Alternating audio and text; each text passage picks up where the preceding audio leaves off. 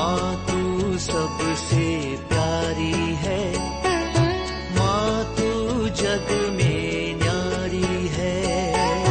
माँ तू सबसे प्यारी है, माँ तू जग में न्यारी है। अपने आंचल में रखना, अपने आंचल में रखना। हमें वरदानों से भरना। माँ तू सबसे प्यारी है, माँ तू जग में न्यारी है। माँ तू सबसे प्यारी है, माँ तू जग में न्यारी है। पिता, पुत्र और पवित्र आत्मा के नाम पर आमीन। आप सबों को जय यीशु। ईसा मसीह के दिव्य दौरा आज पहुंचते हैं सिमोन फरीसी के घर में। डिवाइन विजिट्स सिमोन फरीसी के घर में। सिमोन फरीसी ईसा मसीह को अपने घर में स्वागत किया, भोजन के लिए बुलाया। नगर के एक मान सम्मान वाला व्यक्ति था। उन्होंने ईसा मसीह का स्वागत किया। मसीह वहां पर जब भोजन पर बैठा हुआ था, उस नगर का एक पापिनी स्त्री वहां पर आते हैं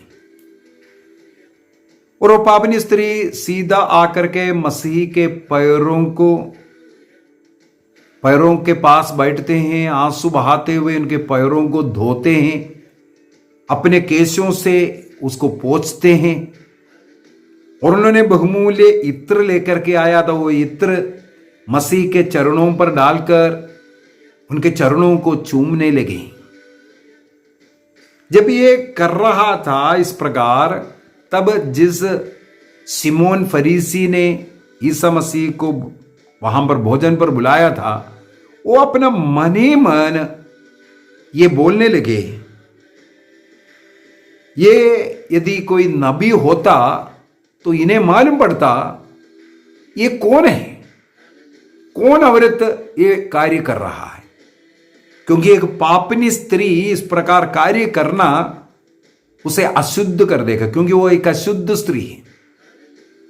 यदि मसीह को ये मालूम होता तो मसीह उसे मना कर दे, बाहर निकाल देते। लेकिन ये नबी नहीं है, इसको ये मालूम नहीं पड़ा, इसी वजह से वो बैठ कर के दे रहा है। ये सब इनके मन में आ रहे थे। ईसा मसीह को सिमोन फरीसी के मन में जो बात चल रहा था वो पता चल गया। अर्थात ईसा मसीह यहां पर हमें बताते हैं कि हमारे मन में क्या विचार है, मन के विचारों को भी जानने वाला प्रभु है। इब्रानियों का पत्र अध्याय 4 वाक्य 12 में लिखा है, ईश्वर का वचन दुधारी तलवार से भी तेज है, वो मज्जा मांस हड्डी सबको चीर करके जाते हैं, हमारे हृदय के सारे विचारों को भी जानता है। ये ईश्वर का वचन अर्थात मसीह हमारे हृदय विचारों को जानने वाला व्यक्ति है। हम क्या सोचते हैं इसको जानने वाला व्यक्ति है। सिमोन फरीसी केवल मन ही मन बोलते थे। ऐसे कई घटना हमें बाइबल के अंदर मिलते हैं। शिष्य लोग जो आपस में धीरे धीरे जो बोल रहा था, मसीह ना सुने सुन करके, लेकिन मसीह ये सब कुछ जानता था। अन्य लोगों के मन में क्या विचार है उसको परखने वाला मसीह। हम कुछ भी ईश्वर के सामने छिपा नहीं सकते हैं। यदि हम लोग प्रवक्ता ग्रंथ को पढ़ेंगे, वहां पर ईश्वर के उस नजर के विषय में लिखा हुआ है। ईश्वर का नजर कितना तेज है।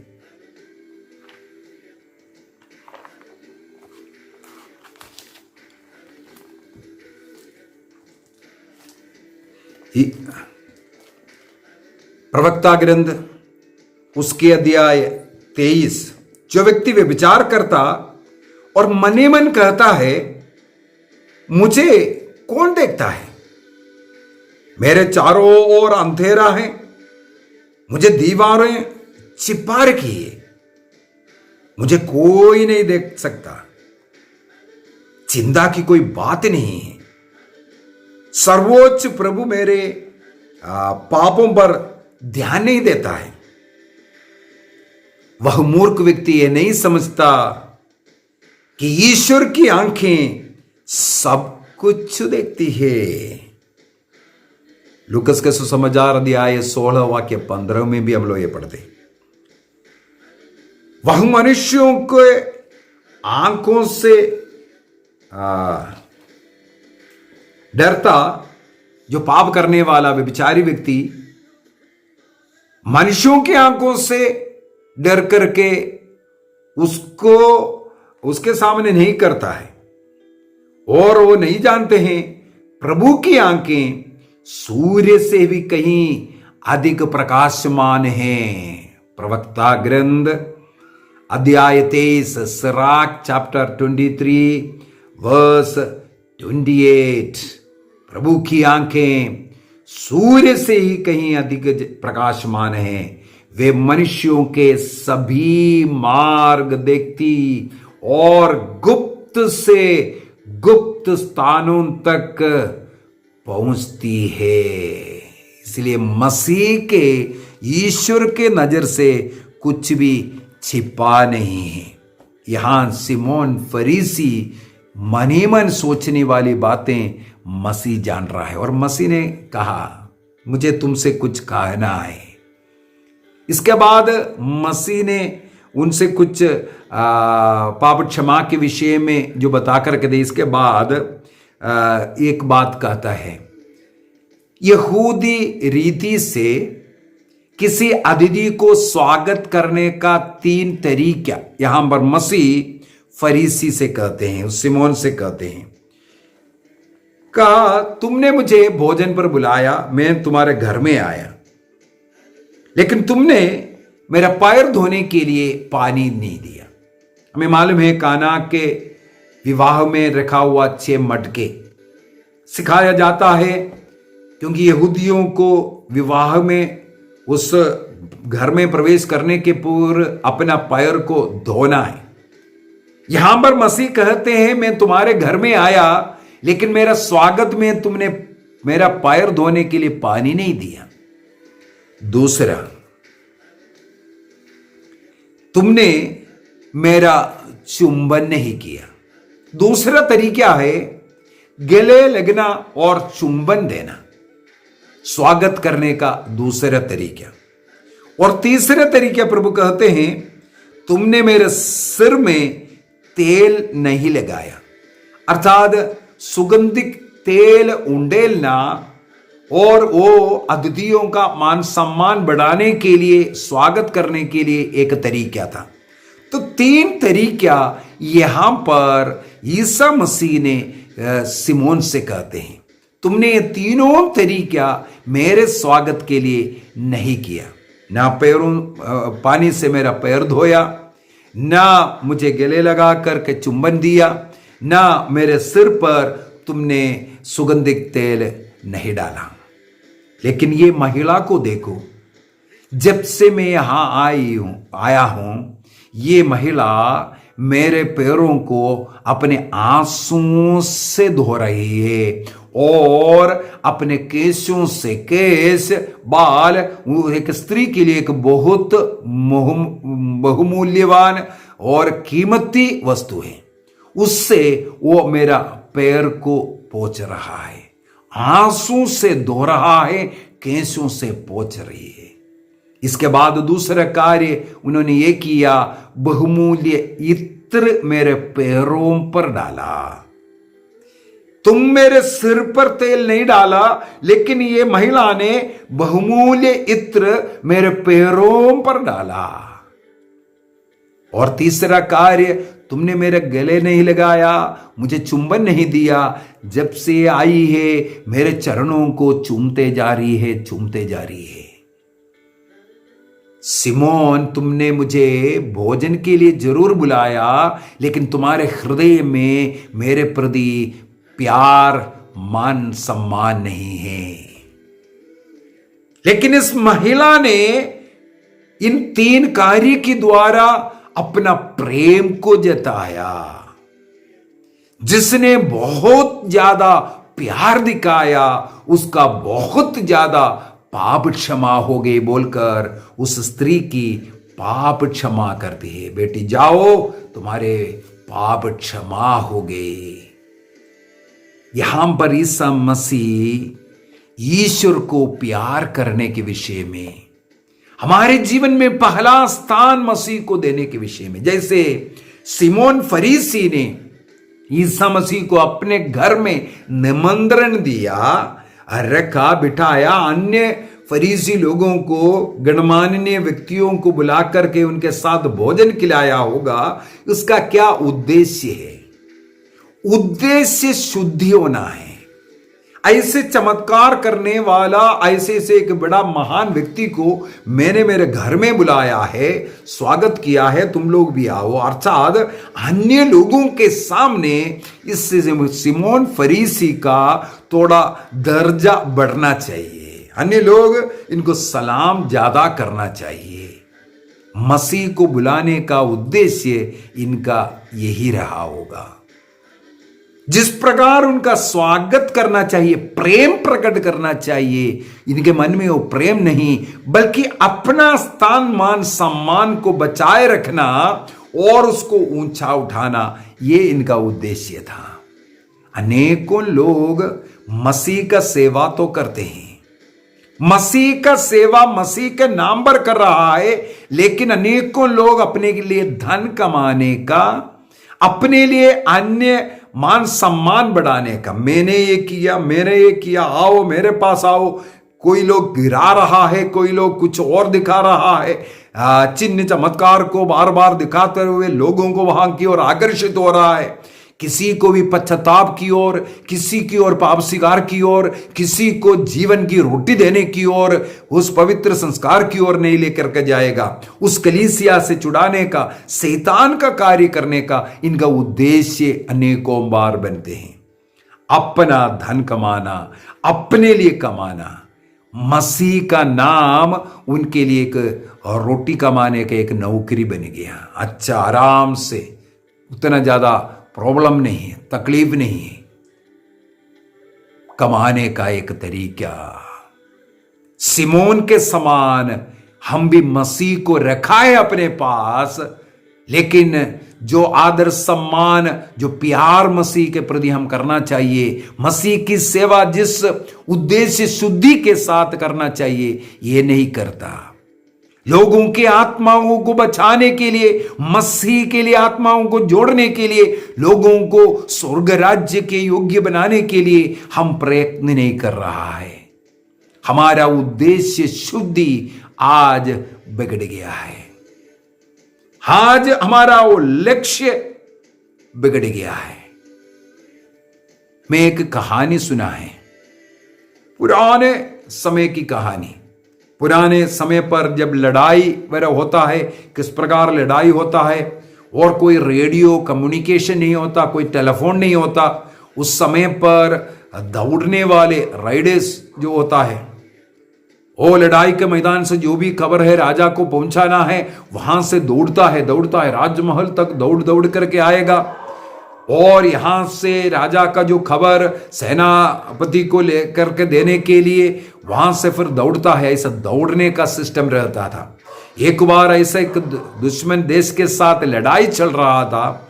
उस लड़ाई के समय पर खबर लेकर के, विजय का खबर लेकर के एक सिपाही दौड़ता है राजमहल की ओर।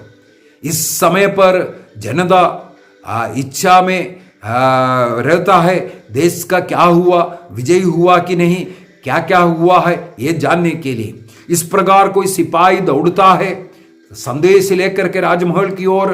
उनको पानी पिलाता है, कोई चाय पिलाएगा, कोई दूध पिलाएगा, कोई दही पिलाएगा, कोई खाना खिलाएगा। इस प्रकार सपोर्ट करेगा, कोई ताली बजाएगा, शबाश शबाश बोल करके उनको मनोबल बढ़ाता है।